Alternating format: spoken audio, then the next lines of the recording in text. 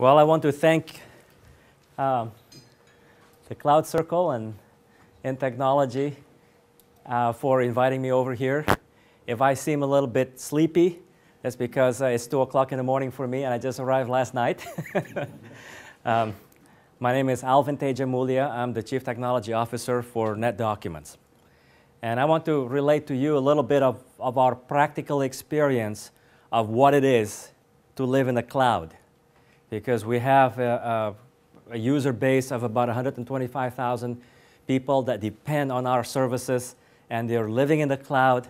And I want to talk about life in the cloud for our customers and life in the cloud for a vendor that has to provide all of this infrastructure. Okay? And then some of the issues that we have to face. Just a little bit about us so that you can get a feeling.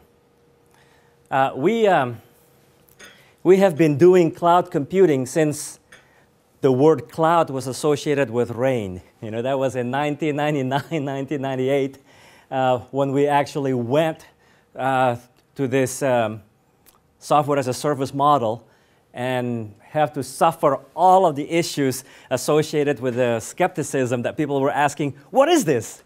Are you crazy? Why should I relinquish control over my own data and give it to you, operating who knows where? So we had to go through all of that.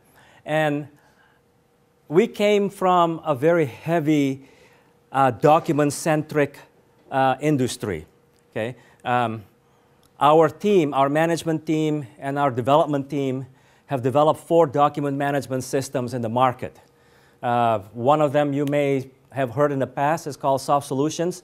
A lot of the London firms in the early 90s, like Allen & Overy and others, use SoftSolutions as their main document management system. That on-premise system, on-premise is the opposite of cloud, right? There's an on-premise and there is cloud. But that on-premise systems and SoftSolutions in 1994 had 54% worldwide market of the seats, in document management. So the services that we provide are the actual management of the creation of documents or the scanning of documents. So if you create a document in Microsoft Office or at that time, WordPerfect, we would store it. We would profile the document, which associate metadata, secure it, search it in full text or based on the metadata of the documents, provide document retention and destruction, be able to secure a document under a litigation hold if in case the court mandates that nobody should touch the document. We manage emails, so within your Outlook, you can drag and drop into document projects and it would be all organized. And then we also provide external collaboration between users of documents internally in the company and outside. So in the early 90s, we saw the emergence of local area networks. Before LANs, document management was primarily done in like Wang dedicated workstations, if you remember back then. That or word processing centers would operate and would produce their documents.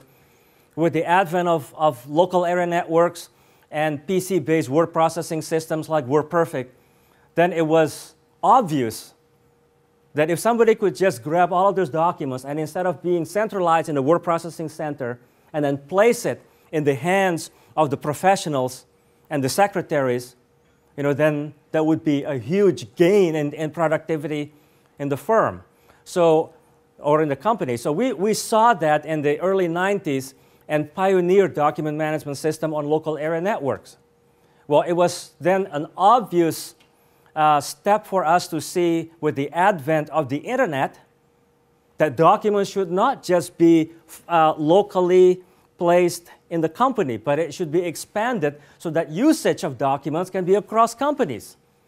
And the platform of the internet is natural for that type of a strategy. And we also saw that with the advent of the mobile devices, the usage of documents would not necessarily always be connected to workstations within your own company. So the internet propelled the desire for people like us to say, hey, we need to go to the cloud. We need to make document collaboration easier among users in different countries and in different companies, and then to enhance mobility. So this is a little bit of background of NetDocuments, and the concept here is that all of that is delivered to you via a simple plugin. Okay, so all you need to do is just an internet connection, and the whole capability of the services can be provided to me.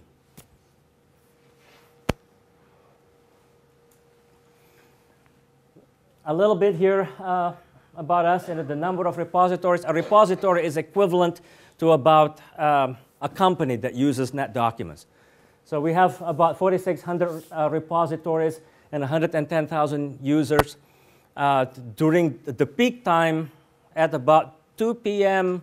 New York time, we have roughly about 28,000 users online at any given point, accessing, searching, profiling, documents, capturing emails, distributing across, providing security.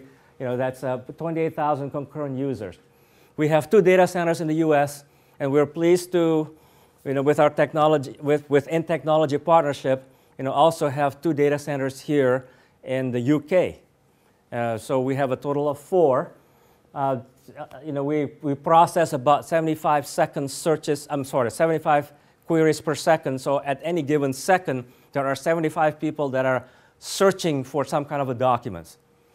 So an example of a search, give me every document that has the phrase wrongful termination within 100 words of racial discrimination. So two searches within each other, provide relevancy ranking, be able to extract quick information. So if you have a set of documents you want to analyze, give me every entity that are mentioned in these documents, all of the companies, all of the geographical regions, all of the people's name, all of the dates, so that I can quickly understand, what is the scope and the range of these documents. And we have about 117 countries right now that are using the NetDocument service. Up until today, everything is hosted in the United States. The challenge, with a cloud-based service is that we have to continuously improve performance and continuously have to think about the scale that this has to operate. In the last 6 years, we have averaged about 230% plus document growth year over year, and that is a huge challenge. Disk storage is a huge challenge. You're thinking in terms of petabytes. The terabytes is gone, so you have to think about and then for us, for every terabyte of actual documents that our customers provide, that our customers deposit in our repository, we actually have to have 7 terabytes worth of disk, and that's to accommodate multi-data centers, redundancies, snapshots, full text indexing, database, and all of those other things. So there is a ratio here. It's about a 7-to-1 for the actual documents to the actual infrastructure. And we also have to be compliant with many regulatory agencies. In the United States, there is HIPAA, there is Sarbanes-Oxley, the Securities and Exchange Commission. All of those, we have to be compliant. That imposes a certain discipline in data privacy and data availability. And we are also compliant with the Safe Harbor alliance between U.S. and EU. And we employ third-party auditors to actually come to our facilities and they audit our claims. If you say that you can have a maximum of 1 hour data loss in case there is a catastrophic failure, prove it so that we can actually see how you're doing that. And that's a SAS 70 Type 2 in the US. Okay? These are our sample customers. Our customers are usually, financial institutions,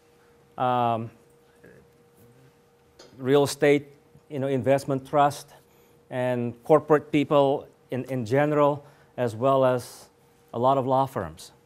A lot of law firms in the US and throughout the world are relying on NetDocuments as a central repository for all of their documents. Okay, I want to talk to you a little bit about why go to the cloud. I believe that the central value propositions for end users to consider the cloud is very simple. I want to do more with less. You know, that is the central value proposition.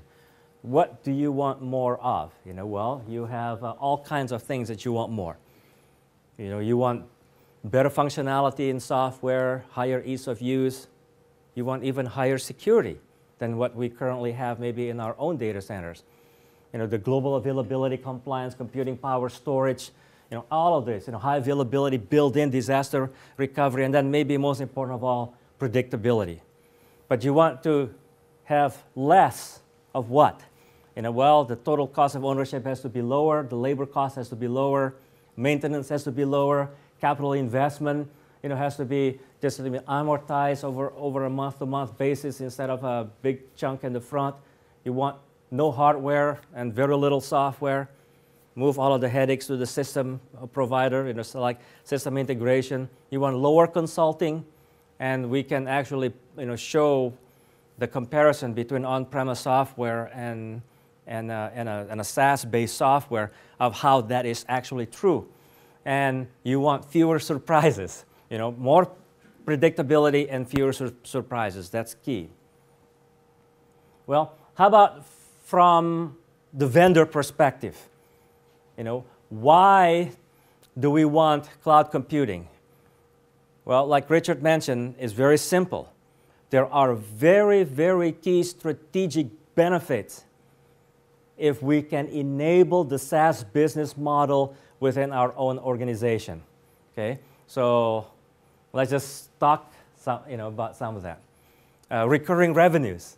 You know, so we don't have to constantly sell as much as last quarter to grow in revenue. We just have to sell a little bit more, and then the revenue will grow. Multi-tenant architecture. You know, this is actually one of the absolute most difficult challenges to be a good cloud vendor. It is not enough to have your client-server model, put in a web browser in front of it, and slap it into a data center that the world can access. It will not scale. Okay?